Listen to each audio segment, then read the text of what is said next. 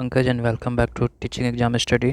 दोस्तों डिस्कस करेंगे बीपीएससी की जो घटना चक्र की जो बुक है, जिसमें जो प्राचीन भारत की जो टॉपिक है, बौद्ध धर्म और जैन धर्म से रिलेटेड जो भी प्रश्न हैं जो कि एग्ज़ाम के दृष्टिकोण से काफ़ी इम्पोर्टेंट है और आपको रिपीटेड टाइम ये एग्ज़ाम में प्रश्न मिलेंगे। तो वीडियो थोड़ी छोटी ही रहेगी, लेकिन वीडियो में ऐसे प्रश्नों का संकलन किया गया है जो कि एग्ज़ाम में रिपीटेड टाइम पूछी जाती है। तो आप वीडियो को पूरा देखें, ज़रूर आपको इसमें रिकॉल करने में सुविधा होगी। तो पहला प्रश्न है कि महात्मा बुद्ध ने अपना पहला धर्म चक्र परिवर्तन किस स्थान पर दिया था। ऑप्शन है लुम्बिनी, सारनाथ, पाटलिपुत्र, वैशाली में। तो इसके ऑप्शंस के अकॉर्डिंग उत्तर हो जाएगा बी, यानी सारनाथ में। सारनाथ में महात्मा बुद्ध ने अपना पहला धर्म चक्र परिवर्तन दिया था। प्रश्न संख्या 2 है कि गौतम बुद्ध ने अपना प्रथम उपदेश कहाँ दिया था। वही प्रश्न है, तो इसका उत्तर हो जाएगा सारनाथ, यानी गौतम बुद्ध ने अपना प्रथम उपदेश जो धर्म चक्र परिवर्तन था वो सारनाथ में दिया था। अगले प्रश्न की ओर चलते हैं कि बौद्ध गया में किसे ज्ञान प्राप्ति हुई थी।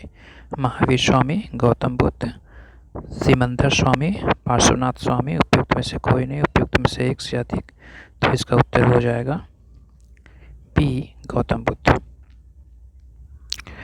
प्रश्न संख्या 5 है जो कि मिलान करने वाला है कि बुद्ध ने अपने जीवन की 4 महत्वपूर्ण घटनाओं और उनसे संबंध 4 स्थानों को नीचे उल्लेख किया है। यह 2 स्तंभ 1 और 2 में अंकित है।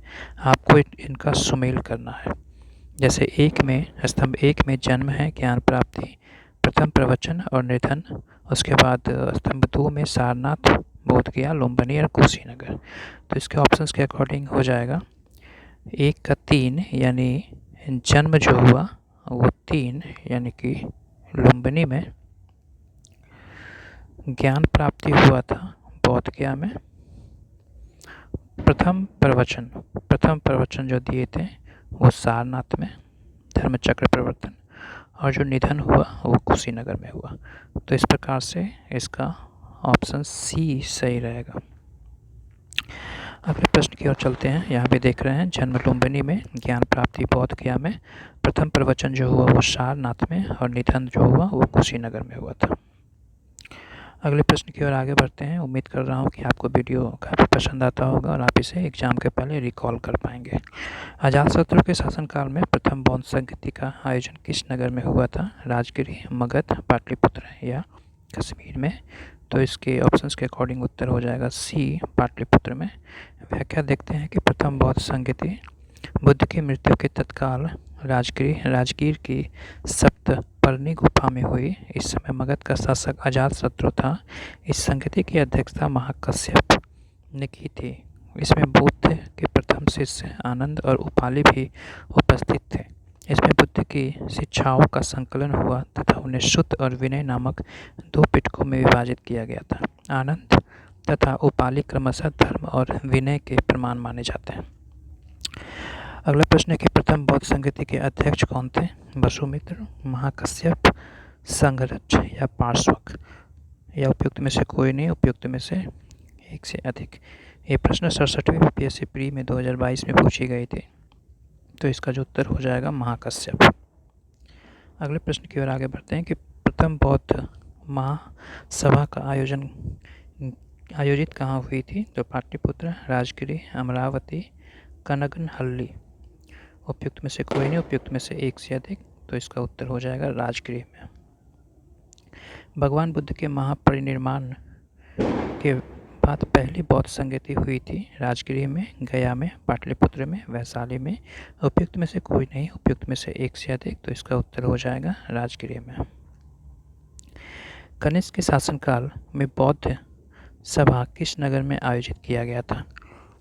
क्या मगध में, पाटलिपुत्र में, कश्मीर या राजगृह में। तो इसका उत्तर हो जाएगा कश्मीर में। व्याख्या की ओर आगे चलते हैं कि बौद्ध धर्म की चौथी और अंतिम संगति सभा कुषाण शासक कनिष्क के राज्यकाल कश्मीर के कुंडल वन में हुआ था।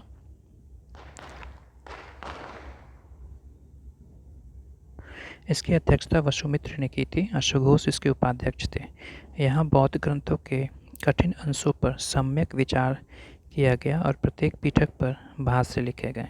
कनिष्क ने इन्हें ताम्रपत्रों पर खुदवा कर एक स्तूप में रखवा दिया। त्रिपिटक में लिखे गए इन्हीं भाष्यों को विवाह शास्त्र कहा जाता है। उल्लेखनीय है कि पहली बौद्ध संगति बुद्ध की मृत्यु के तत्काल बाद राजगिरी की सप्तपर्णी गुफा में हुई थी। इस समय मगध का शासक अजातशत्रु था। इसकी अध्यक्षता महाकश्यप ने की थी। द्वितीय बौद्ध संगति कालाशोक के शासनकाल में बुद्ध की मृत्यु के लगभग 100 वर्षों के पश्चात वैशाली में हुई थी और इसके अध्यक्ष जो थे वो आचार्य सापकमीर यानी सर्वकामिनी थे। अगला प्रश्न है कि इनमें से किस शासक ने चतुर्थ बौद्ध संगति कश्मीर में आयोजित किया था? अशोक, अजातशत्रु, उपयुक्त में से कोई नहीं, उपयुक्त में से एक से अधिक। तो 11 का उत्तर हो जाएगा सी, कनिष्क।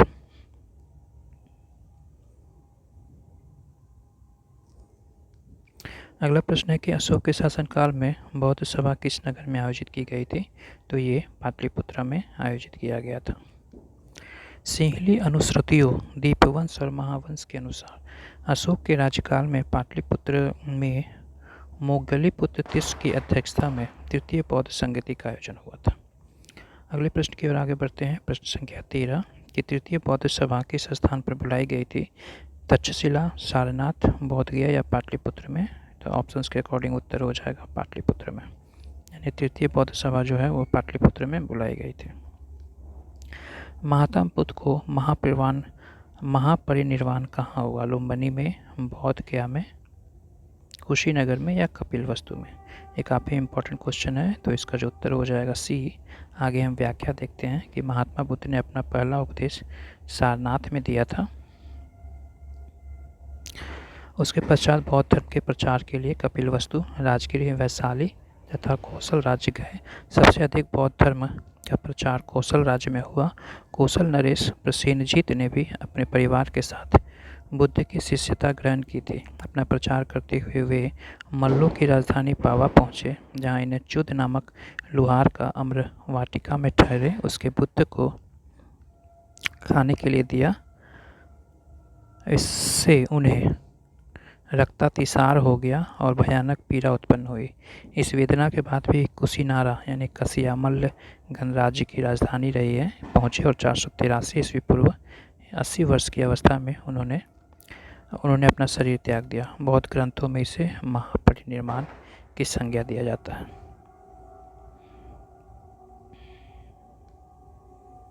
अगला प्रश्न है कि त्रिपिटक किसकी धार्मिक पुस्तक है? जैन की, हिंदू की, पारसी की या बौद्ध की? तो त्रिपिटक जो धार्मिक ग्रंथ है वो बौद्ध धर्म की है।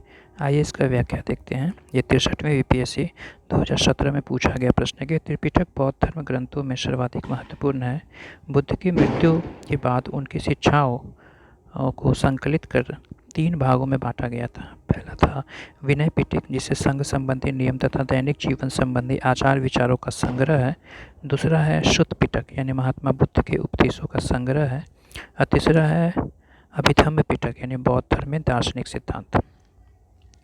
क्वेश्चन नंबर 16 है कि निम्नलिखित में से कौन सा महायान बौद्ध धर्म और हीनयान बौद्ध धर्म के बीच मूलभूत अंतर का प्रतिनिधित्व करता है? अहिंसा पर जोर, जाति विहीन समाज, देवी देवताओं की मूर्ति की पूजा करना या स्तूप की पूजा? तो इसका उत्तर हो जाएगा सी, यानी देवी देवताओं की मूर्ति का पूजा करना।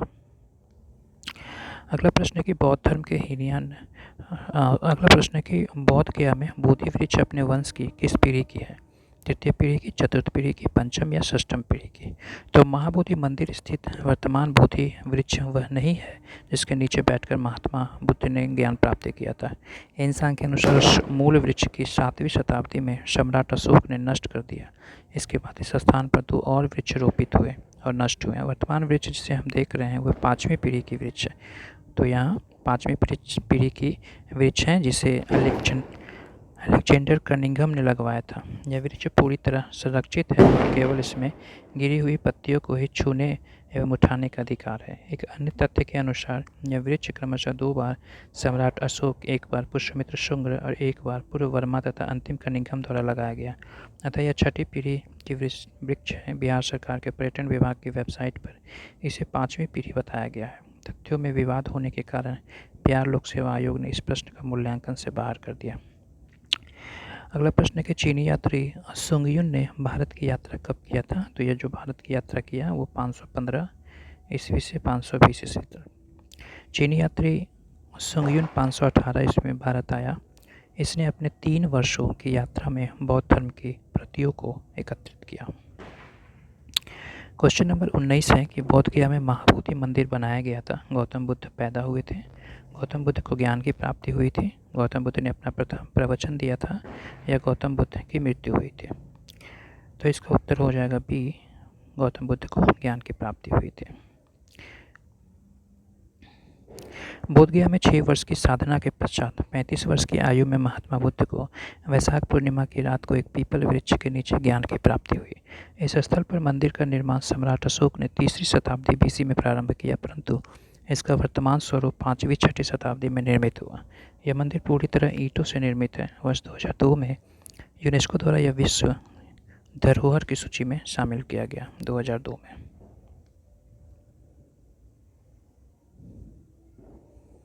अगला प्रश्न है कि गौतम बुद्ध को एक देवता का स्थान किस राजा के युग में प्राप्त हुआ? अशोक, कनिष्क, चंद्रगुप्त, विक्रमादित्य या हर्ष? तो कनिष्क राजा के समय यानी कनिष्क के शासनकाल में संपन्न चतुर्थ बौद्ध संगति में बौद्ध धर्म हीनयान एवं महायान नामक 2 स्पष्ट एवं स्वतंत्र संप्रदायों में विभक्त हो गया। महायान शाखा में बुद्ध को देवता माना गया तथा उनकी पूजा की जाने लगी। इसी के साथ साथ अनेक बोधिसत्वों की पूजा भी प्रारंभ हो गई। वे शिक्षक जिनसे बुद्ध ने महाविनिष्क्रमण के बाद सबसे पहले ज्ञान की प्राप्ति किया था। तो इसका उत्तर हो जाएगा आलार कलाम एवं रुद्रक राजपुत्र। आलार कलाम एवं रुद्रक राजपुत्र। महाविनिष्क्रमण के बाद ज्ञान की खोज में महात्मा बुद्ध आलार कलाम के आश्रम में पहुँचे तथा उनसे दीक्षा ली। आलार कलाम के आश्रम में उन्होंने तपस्या की, किंतु वह इससे संतुष्ट नहीं हुए। आलार कलाम सांख्य दर्शन के आचार्य थे तथा अपनी शक्ति के लिए विख्यात थे। अतः आलार कलाम एवं रुद्रक रामपुत्र से महात्मा बुद्ध ने पहले ज्ञान की प्राप्ति की थी। भारतीय कला में स्तूप, चैत्य और विहार का निर्माण निम्नलिखित में किससे संबंधित है? तो इसका उत्तर हो जाएगा बौद्ध धर्म से। व्याख्या की ओर देखते हैं कि चैत्य का शाब्दिक अर्थ है चिंता। संबंधित शब्दाह के पश्चात बचे हुए अवशेषों को भूमि में गाड़कर उनके ऊपर कुछ समाधियाँ बनाई गई। उन्हीं को प्रारंभ में चैत्य स्तूप कहा गया। इन समाधियों में महापुरुषों के धातु अवशेष सुरक्षित थे, अतः चैत्य उपासना के केंद्र बन गए। कालांतर में बौद्ध धर्म ने इन्हें अपनी उपासना का केंद्र बना लिया और चैत्य गृहों के समीप ही भिक्षुओं को रहने के लिए आवास बनाए गए थे, जिन्हें विहार कहा गया। क्वेश्चन नंबर 23 है कि निम्नलिखित में से कौन सी बात बौद्ध धर्म तथा जैन धर्म में समान नहीं है? तो आत्मदमन। आत्मदमन का जो सिद्धांत होता है वो बौद्ध धर्म और जैन धर्म में समान नहीं है, यानी कि अंतर देखा गया है। तब आत्मदमन और भोग की अति का परिहार व मध्यम मार्ग का अनुसरण केवल बौद्ध धर्म में किया गया, जैन धर्म में नहीं। जबकि वेदों की प्रामाणिकता के प्रति अनास्था, कर्मकांडों की फलवत्ता का निषेध एवं प्राणियों की हिंसा का निषेध दोनों धर्मों में किया गया है। नालंदा विश्वविद्यालय ज्ञान का महान केंद्र था। बौद्ध धर्म की, जैन धर्म की, वैष्णव धर्म की या तंत्र की? तो बौद्ध धर्म की होगी। नालंदा विश्वविद्यालय बौद्ध दर्शन के अध्ययन के लिए विश्व प्रसिद्ध था। 5वीं शताब्दी के मध्य गुप्तों के समय में नालंदा विश्वविद्यालय अस्तित्व में आया। सर्वप्रथम कुमारगुप्त प्रथम ने नालंदा बौद्ध विहार को दान में दिया और बाद में बुद्धगुप्त तथा गुप्त तथा बालीरुद्र नामक गुप्त शासकों ने भी बिहार का दान में दिया। बुद्ध की प्राचीनतम प्रतिमा किस शैली में प्राप्त हुई थी? तो ई उपयुक्त में से कोई नहीं, उपयुक्त में से एक से अधिक। यानी कि कुषाण काल में गंधार एवं मथुरा कला शैली के तहत बुद्ध एवं बोधिसत्वों की बहुसंख्यक मूर्तियाँ यानी बैठी एवं खड़ी हुई निर्माण हुआ। BS अग्रवाल के मतानुसार सर्वप्रथम मथुरा में ही बुद्ध मूर्तियों का निर्माण किया गया, जहाँ इनके पर्याप्त आधार था। हिंसा के विवरण के अनुसार बुद्ध की प्रथम प्रतिमा कौशाम्बी में बनी थी, परंतु अनेक विद्वान महात्मा बुद्ध की प्रथम प्रतिमा का निर्माण का श्रेय गंधार कला को देते हैं। अतः निश्चित तौर पर यह नहीं कहा जा सकता है कि बुद्ध की प्रतिमा कहाँ से प्राप्त हुई। विश्व के सबसे ऊंचा कहा जाने वाला विश्व शांति स्तूप बिहार में कहाँ है? वैशाली में, नालंदा में, राजगीर में या पटना में? तो इसका उत्तर हो जाएगा सी, राजगीर में। विश्व का सबसे ऊंचा विश्व का सबसे ऊंचा कहा जाने वाला विश्व शांति स्तूप बिहार में राजगीर की पहाड़ियाँ यानी 400 मीटर की ऊंचाई पर स्थित है।